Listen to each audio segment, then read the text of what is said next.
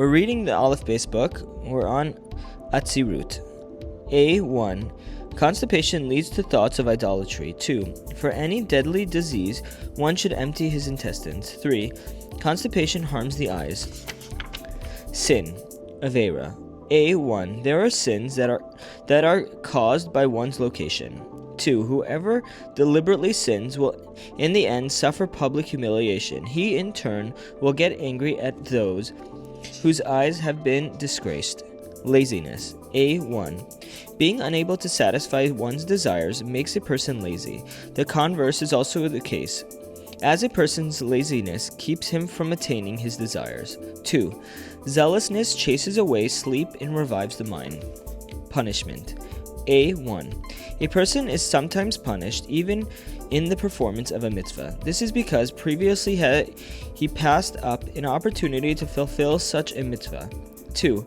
A person sometimes unknowingly passes judgment on himself by being asked to select a fitting punishment for somebody else. 3. There are times when a person is killed because he failed to speak out on behalf of somebody who is unjustly despised. 4. A person will sometimes be punished for having engaged in some illegal business practice, or because he has been included in a harsh decree passed against his neighbors or nation. 5. The Holy One hastens to exact punishment for an ungrateful person, punishing him at the hand of another ingrate. 6. A person bitten by a dog clearly has either accepted malicious gossip or has spoken it. Advice. A1. Seek advice only for somebody well versed in the mysteries of the Torah. 2. It is good to seek the advice of elders. 3. A person who gives a fellow Jew unsuitable advice will be beset by thoughts of idolatry. 4. Do not take advice from somebody who is full of evil thoughts. 5. By taking advice from a rabbi, you will be helped. 6. When your friends won't help you, clearly there is no advice that will help you. 7. When you help other Jews, the advice you receive will be beneficial. 8. Counsel is best taken in open fields. 9. He who follows his wife's advice in religious matters will descend into hell. 10. Seek spiritual advice only from a man and not from a woman. Arrogance.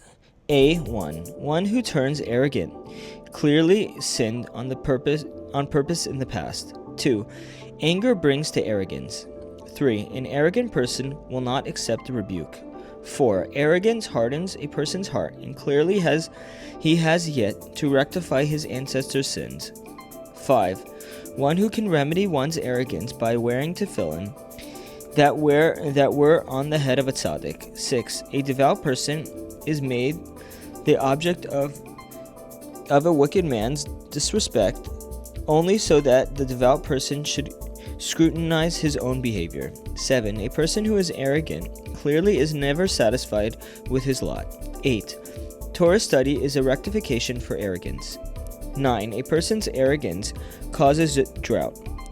Clearly, he has sinned in the past and will do so again. One is permitted to call him a wicked and despise him. His soul is from the 974 generations that existed before the world was created. This is referring to before the flood, before the Mabul.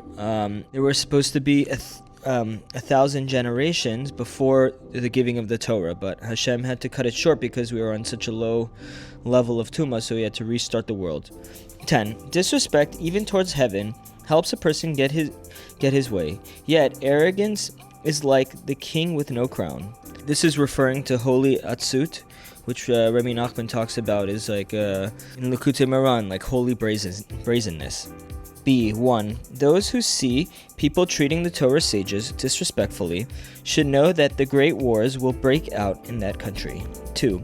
A person suffers headaches because he has shown disrespect for one of King David's descendants.